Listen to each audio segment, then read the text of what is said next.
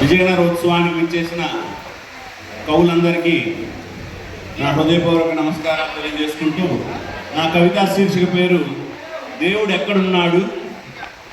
అమ్మ ప్రేమలో, నాన్న బాధ్యతలు, గురువు గారి శిక్షణలో, భార్య లాలనలు, బిడ్డల విజయంలో, సాయం చేసే చేతుల్లో, పేదల జీవితాల వెలుగుకై ప్రార్థనలు చేసే గుండె లోతుల్లో, శ్రామికుల స్వేదంలో, కార్మికుల కష్టంలో, కళాకారుల సృజనలో, కావ్యకారుడి కవిత్వంలో, అహం లేని చోట అంతటా నీవుగా కనిపించే చోట, అహం లేని చోట అంతటా నీవుగా కనిపించే చోట, తపస్సులు ఆత్మశుద్ధిలో, నిత్య ఆనందధామమైన యోగుల చిరునవ్వుల్లో, ఆలయాల వెలుపల నిస్వార్థ సేవలో, నిరాడంబర జీవనంలో, ప్రకృతి ధర్మంలో, మన ప్రేమాస్పద చర్యల్లో, ఎదుటివారి కష్టం చూసిన సహానుభూతిలో తప్పక దేవుడు ఉన్నాడు, నిత్యం గమనిస్తున్నాడు.